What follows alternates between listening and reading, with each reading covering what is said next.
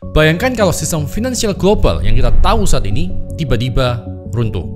Nilai mata uang hancur, kepercayaan pada bank menghilang, dan kendali atas uang kita lenyap. Sayangnya, ini bukan berandai-andai, tapi ini adalah fakta. Faktanya, sistem keuangan kita sangat rapuh, dan ini adalah bom waktu. Faktanya, nggak ada mata uang fiat yang bertahan selamanya, nggak ada sistem pemerintahan yang bertahan selamanya, dan nggak ada reserve currency yang abadi. Bayangkan suatu hari sistem finansial kita di-reset, dan semua yang kita perjuangkan selama ini hilang. Seperti yang dikatakan oleh WEF, pada akhirnya manusia nggak akan memiliki apa-apa, tapi bahagia. Apa solusinya? Satu-satunya solusi adalah Bitcoin. Di video kali ini kita akan ungkap 21 kunci penting bagaimana Bitcoin sedang merevolusi sistem finansial. Dan ini adalah kesempatan terakhir kita mengambil tiket skoci finansial kita sebelum diambil oleh para elit.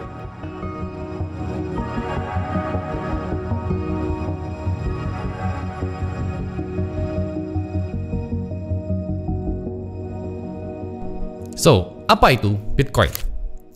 Bitcoin adalah ultra hard money. Ada 3 jenis uang. Yang pertama adalah easy money, yaitu fiat. Ini adalah uang palsu yang bisa dicetak lagi dan gak di backup oleh apapun. Dan terbukti, easy money selalu gagal karena hiperinflasi. Seperti yang dikatakan oleh Voltaire, semua uang kertas akan kembali ke nilai intrinsiknya, yaitu 0. Jenis uang yang kedua adalah hard money. Ini adalah tipe uang yang susah atau nggak bisa dicetak lagi. Biasanya berbentuk komoditi logam mulia seperti emas dan perak. Dan di masa lalu orang hanya punya pilihan easy money atau hard money aja. Nah sekarang orang juga punya alternatif yang ketiga, yaitu adalah Bitcoin sebagai ultra hard money. Disebut ultra hard karena jumlahnya sangat terbatas, cuma 21 juta koin, transparan, portable, dan sama seperti emas, perlu resource yang sangat besar untuk menambang Bitcoin. Yang kedua, Bitcoin bukan crypto aset. Nah, banyak yang mengira Bitcoin itu sama dengan aset kripto pada umumnya. Padahal Bitcoin itu bukan kripto. Bitcoin punya misi yang jauh berbeda dengan kripto. Bitcoin adalah Gold 2.0. Hanya mengembalikan uang sebagaimana seharusnya fungsi uang. Mengembalikan fungsi uang seperti emas, tapi much better, lebih baik karena lebih langka, lebih portable, dan mudah di-verify. Sementara kripto adalah bisnis dengan model bisnis Web3 yang menggunakan koin atau token sebagai token governance-nya. Ini secara general ya. Nah, di belajarbitcoin.com kita baru aja terbitin mega modul baru, yaitu Bitcoin Trading Matrix. Di modul ini kita akan kupas tuntas rahasia gimana strategi kita sekaligus matriks sinyal beli dan jual Bitcoin. Mengubah $1.000 jadi berpotensi jutaan dolar. Dan ada 21 sinyal long term yang bisa kita manfaatin. Ini adalah infinite money glitch di Bitcoin. Tapi untuk bisa manfaatin money glitch itu, teman-teman harus tahu sinyal-sinyalnya. Nah, saya juga akan temani teman-teman untuk mengarungi tiap cycle Bitcoin yang dibukukan dalam bentuk jurnal dengan real money saya. Nah, ada diskon khusus buat teman-teman dengan link yang ada di bawah. Tapi bad newsnya, kita udah nggak bisa terima banyak member, dan saat ini udah terisi hampir 90%. Nah, kita lanjut yang ketiga, yaitu adalah peace money. Nah, easy money atau uang fiat dibuat untuk membiayai perang. Misalnya waktu revolusi Amerika, pemerintah membuat uang fiat kontinental.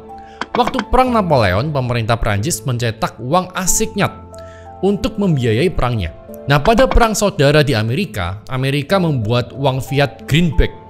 Pada saat perang Vietnam, pemerintah Amerika melepas dolar dari standar emas, mengubah dolar jadi easy money. Uang fiat yang nggak di-backup oleh apapun. Nah, karena negara-negara di seluruh dunia udah terlanjur pakai dolar sebagai cadangan devisa, karena perjanjian Bretton Woods, akhirnya semua mata uang di dunia sekarang jadi mata uang fiat. Nah, negara-negara bisa membiayai perang karena mereka dengan mudahnya mencetak uang dan mendistribusikan pada rakyat. Dengan kata lain, rakyat yang menanggung biaya perang melalui pajak dan mata uang murahan yang terdevaluasi nilainya. Di masa gold standard, pada saat menggunakan emas sebagai uang, negara-negara dan kerajaan bisa menahan diri untuk nggak terlibat dalam perang karena ada resource yang terbatas. Di masa kini, Bitcoin adalah jawaban untuk kedamaian dunia karena no fiat, no war. Yang keempat, ini adalah peace protest. Nah, sekarang kita semua itu pegang mata uang fiat sebagai store of value, sebuah benda yang udah pasti menurun nilainya. Michael Saylor mengatakan orang yang menggunakan fiat sebagai store of value disebut miskin. Bahkan dolar udah drop 99% dari value asalnya. Dan ini adalah bukti gagalnya bank sentral mempertahankan nilai mata uang yang diterbitkan. Nah, berakhirnya mata uang fiat itu selalu berakhir nggak baik. Misalnya krisis, kelaparan, atau perang. Polanya, mata uang fiat gagal akan digantiin dengan mata uang fiat baru. Dan rata-rata lifespan mata uang fiat itu hanya 27 tahun. Sayangnya, kita nggak bisa protes. Ada yang mau protes di bank sentral sana? Nggak ada kan? Nah, satu-satunya cara untuk protes dengan cara damai sekarang adalah dengan hold Bitcoin. Ini adalah cara kita untuk melakukan protes dengan cara damai. Protes pada sistem mata uang yang culas dan udah pasti akan hancur. Yang kelima, ultra portable money. Nah, uang kertas dulu jadi solusi dan populer karena portable. Jadi di abad 16, uang kertas awalnya adalah tanda terima kalau kita ini udah menitipkan sejumlah emas dan nanti bisa diredeem. Makanya sebelum ada bank, orang menitipkan emasnya pada goldsmith. Nah, menjelang abad 17, para goldsmith atau pandai emas ini sadar ternyata nggak banyak orang yang klaim emasnya kok. Dan mereka mulai menerapkan fractional reserve banking. Nah, ini adalah konsep cikal bakal mata uang fiat modern. Nah, orang zaman dulu perlu uang yang portable karena banyak bandit dan perampok.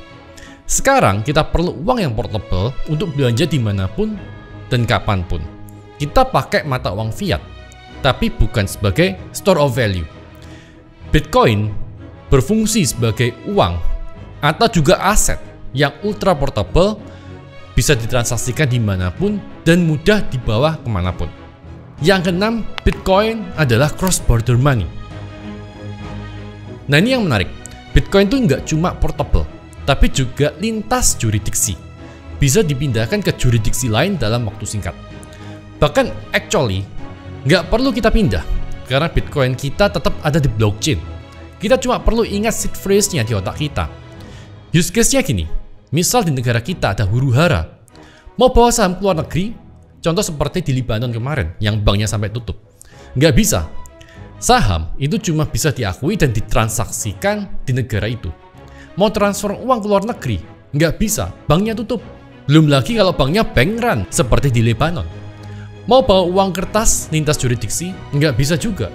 Maksimal kalian cuma bisa bawa $10.000 lintas jurisdiksi. Mau bawa logam mulia seperti emas, nggak bisa juga. Ada bea masuk dan bea keluar. So, solusinya, ingat seed phrase, cairkan di negara tujuan, bahkan udah ada ribuan Bitcoin ATM di seluruh dunia. Yang ketujuh, Bitcoin adalah anti-sensor dan permissionless money. Uang kita yang ada di bank sekarang nggak 100% kita kontrol, tapi ada pihak lain yang ikut mengontrol, yaitu bank dan pemerintah. Nah, Kanye West rekeningnya dibekukan karena dianggap melontarkan pernyataan antisemit. Jadi kalian ngomong buruk nih tentang pemerintah, siap-siap rekening bisa nih dibekukan dengan berbagai alasan. Makanya para aktivis seperti Edward Snowden itu pakai Bitcoin untuk terima donasi dari berbagai pihak.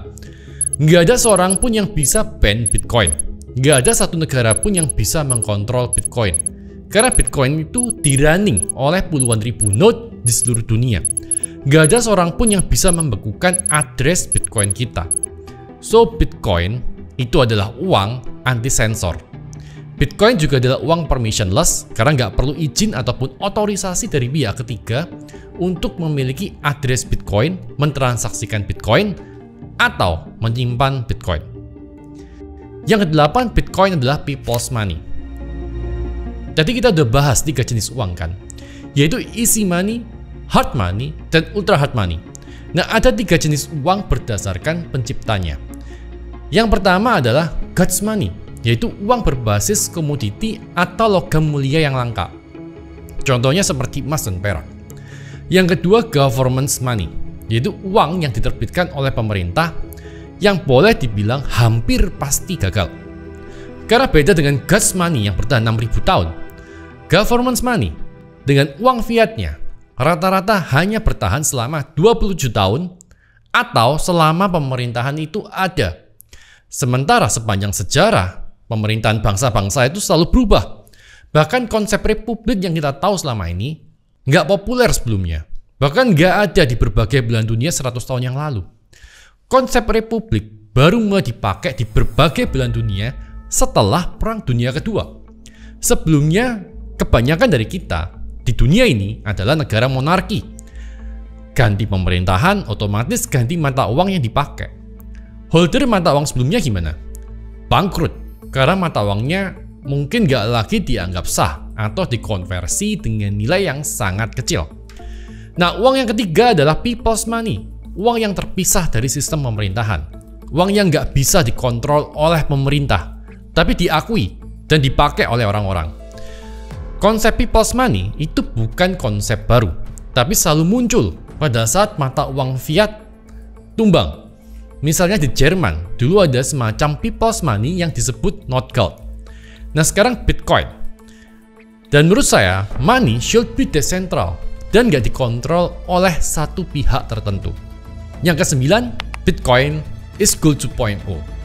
Bitcoin adalah emas 2.0 karena Bitcoin punya semua karakteristik emas plus utility yang dimiliki oleh Bitcoin.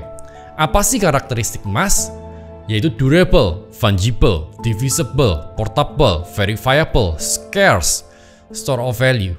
Ditambah dengan semua karakteristik Bitcoin yang tadi kita udah bahas. Nah, Bitcoin is gold 2.0 dan saya yakin suatu hari nanti akan flip market cap emas. Yang ke-10, real estate 2.0. Karena background saya dari real estate, saya sering bayangin Bitcoin sebagai real estate. Nah, real estate juga dianggap sebagai store of value oleh generasi yang lalu. Karena kalau kita punya uang, let's say 800 juta atau 1 miliar nih, kita punya pilihan, beli 1 Bitcoin atau beli 1 unit rumah. Dan Bitcoin punya karakteristik seperti real estate sebagai kendaraan investasi. Sebagai kendaraan investasi ya, bukan tempat tinggal. Nah, real estate dan Bitcoin sebagai kendaraan investasi itu sama-sama limited.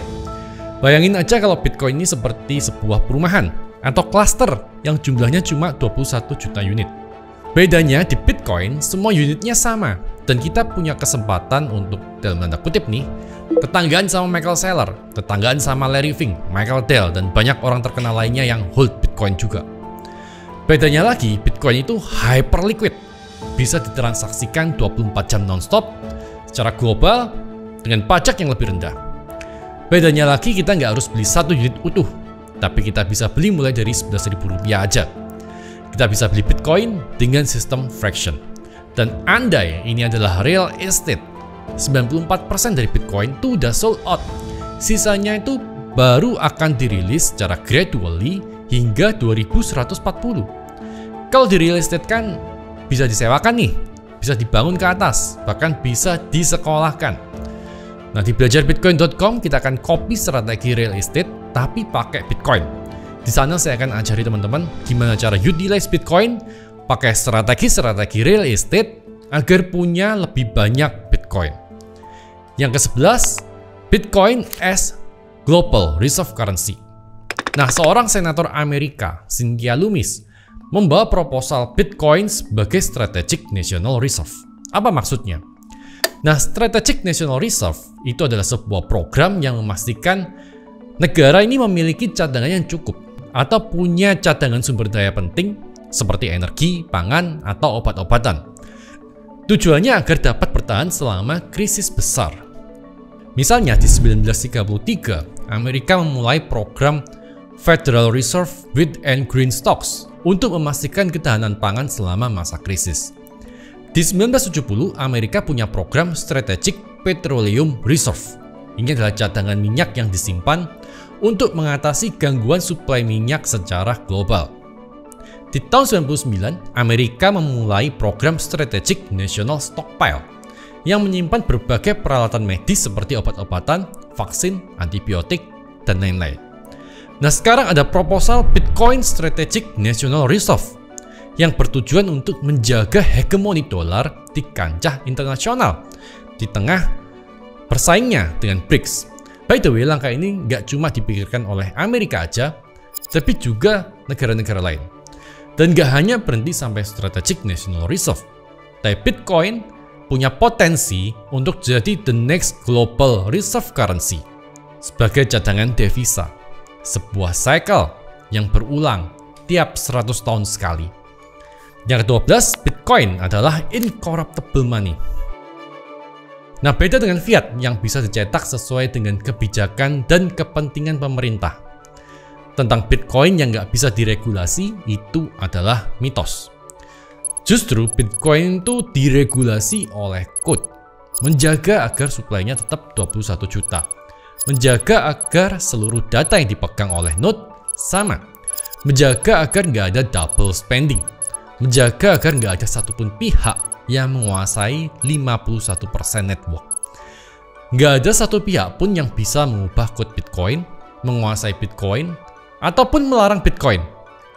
Beda dengan fiat yang nilainya terus turun karena inflasi dan devaluasi. Ke-13, Bitcoin adalah hyperliquid asset. Nah, beda dengan aset lain, Bitcoin bisa dikirim 24 jam non-stop, tanpa hari libur, kapanpun dan dimanapun. Nah, Bitcoin itu juga bisa ditukar dengan mata uang fiat kapanpun kita mau tanpa perlu nunggu lama.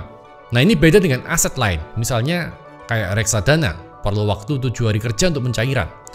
Beda juga dengan aset lain seperti real estate misalnya yang perlu waktu bertahun-tahun hingga perlu perantara.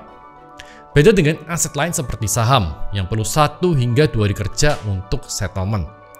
Jadi punya Bitcoin sama dengan punya aset paling pristine, paling berkualitas, dan sangat amat liquid. Yang ke-14, Bitcoin adalah deflationary money. Jadi Bitcoin ini adalah satu-satunya uang atau aset yang deflasi. Deflasi karena suplainya dipotong 50% tiap 4 tahun sekali hingga 2140 nanti. Dan kalau kalian lihat supply issuance Bitcoin, altcoin, dan fiat, kalian lihat nggak perbedaannya? Bitcoin, supply barunya dipotong tiap 4 tahun sekali hingga nanti jumlah maksimal supply mencapai 21 juta koin.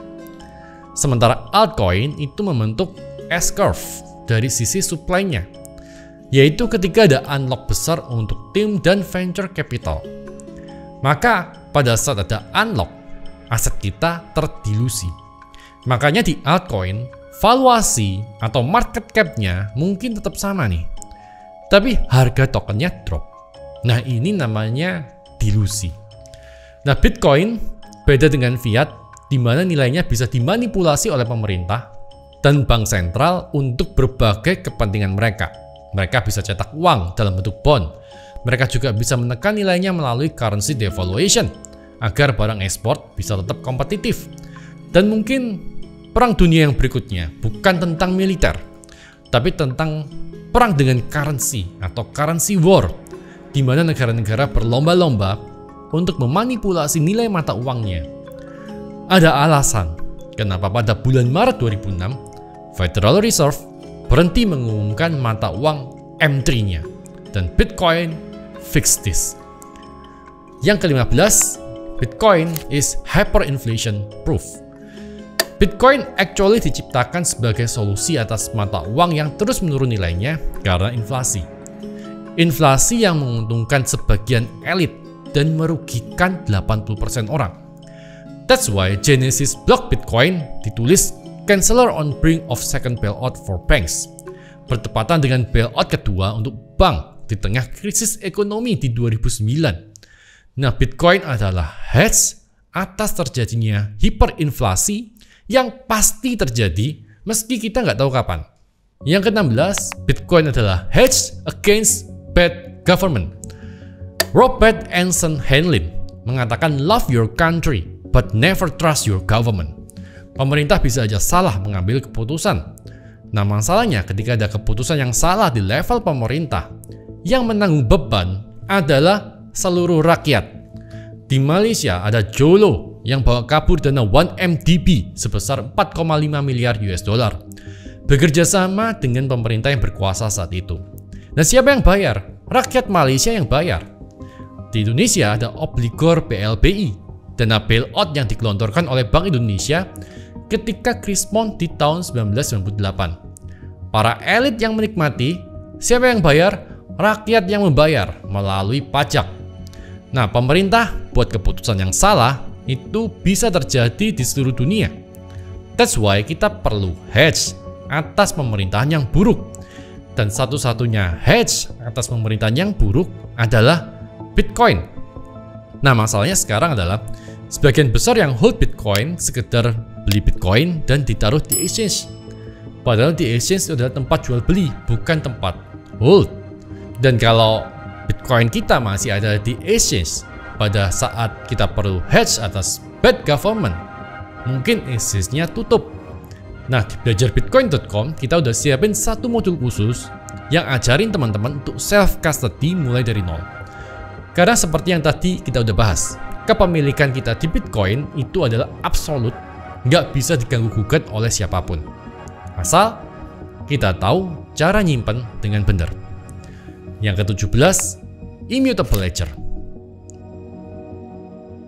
Immutable, ini yang nggak ada di traditional finance. Apa itu immutable? Immutable maksudnya apa yang udah tertulis di buku besar Bitcoin nggak bisa diubah. Bitcoin yang udah ditransaksikan nggak bisa di-undo. Nggak ada satu pihak pun yang bisa menghapus yang udah ada di blockchain Bitcoin. Artinya, kalau Bitcoin kita ada di mainnet Bitcoin, kepemilikan Bitcoin kita absolut dan nggak bisa diganggu-gugat.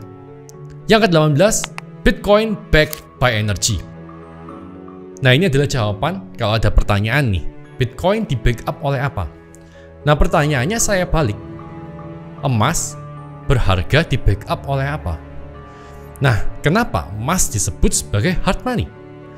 Karena untuk mendapatkan emas itu susah banget. Harus melalui proses menambangkan yang kompleks dengan peralatan yang kompleks. Kenapa Bitcoin disebut sebagai ultra hard money? Karena satu-satunya cara untuk mendapatkan Bitcoin selain dari secondary market adalah dengan menambang Bitcoin. Nah, aktivitas menambang Bitcoin itu perlu energi dan computing power yang sangat besar. Nah, kita sebut dengan proof of work. Boleh dikatakan, satu Bitcoin adalah hasil dari kerja keras. Bahkan dalam case-case tertentu, biaya untuk menambang satu Bitcoin lebih besar dari rewardnya. Kalau 1 gram emas adalah hasil dari proses usaha menambang yang sangat sulit, sehingga dianggap berharga. 1 Bitcoin juga adalah hasil dari proses usaha menambang melalui computing power dengan energi yang cukup besar. Dan next, Bitcoin gak hanya backed by energy, tapi backed by green energy. Penambangan Bitcoin terbukti jauh lebih bersih dibandingkan menambang emas dari dalam perut bumi. Nah, uniknya kalau kalian lihat top 10 crypto market sekarang nih, hanya Bitcoin yang satu-satunya aset yang proof of work dengan jumlah yang limited. Meski Bitcoin not a crypto.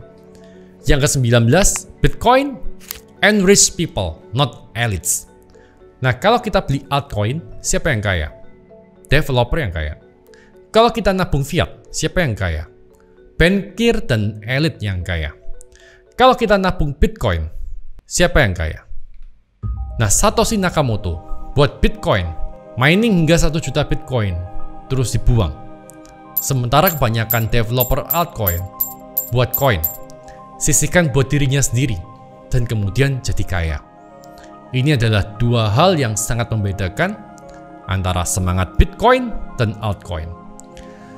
Satoshi Nakamoto membuang 1 juta Bitcoinnya, sementara salah satu founder coin terkenal marah besar setelah komunitas mengajukan proposal untuk burn 1,5 miliar token yang dimiliki oleh founder. Gimana dengan sistem fiat? Fiat juga menguntungkan elit melalui sistem bank yang menguntungkan hanya untuk para elit. Nah, orang miskin menabung, sementara orang miskin yang nabung tadi uangnya inflasi. Karena orang kaya meminjam uangnya dengan sistem fractional reserve banking. Kalau gagal, banknya di bailout.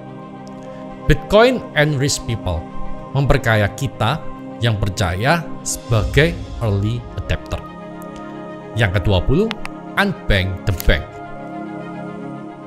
Salah satu misi utama Satoshi Nakamoto adalah memungkinkan kita punya uang yang bisa ditransaksikan tanpa intermediary atau pihak ketiga. Sementara kalau kita pakai uang fiat, semua transaksi akan dilakukan oleh pihak ketiga atau bank. Dana kita juga ada di bank, dikelola bank dengan sistem fractional reserve banking. Artinya bank hanya punya reserve 1/10 dari uang yang kita setorkan. Sementara 90%-nya dipinjam ke pihak lain atau dikelola. Aktivitas banking ini juga mempercepat pencetakan uang secara masif dan global. Dan ketika banyak orang yang mengklaim dananya kembali, dananya nggak ada dan terjadi bank run. Dunia sedang menuju ke jurang finansial terdalam yang pernah ada, dan Bitcoin adalah sekoci finansial kita. Sebuah revolusi sistem keuangan yang decentralized, permissionless, dan transparan. Ini adalah lawan dari bank yang centralized, permission, dan private. Next, yang ke-21, the next outlier event. Apa itu outlier event? Outlier event adalah sebuah kejadian yang nggak disangka-sangka tapi terjadi. Kejadian yang mempengaruhi kehidupan orang yang terjadi secara tiba-tiba, masif, dan unpredictable. Misal dolar melepas standar emas, ini outlier event. Dan tiap generasi itu ada satu kali outlier event. Misal di 1970, waktu Nixon melepas dolar dari standar emas, banyak orang yang jatuh miskin, dan banyak juga orang yang kaya mendadak. Orang yang hold fiat jatuh miskin, orang yang hold emas kaya mendadak. Nah, kebetulan orang tua saya dulu kerja di toko emas, jadi dia hold emas. Waktu Nixon melepas dolar dari standar emas, harga emas naik.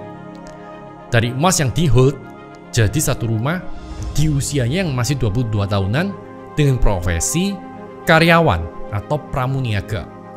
Nah, cerita seperti ini banyak. Orang-orang pada waktu itu jualin aset tanah dan rumah dengan murah karena BU. Sementara mereka yang hold emas itu belanja properti. That's why di 1990 sampai 2000-an, harga properti itu melambung tinggi.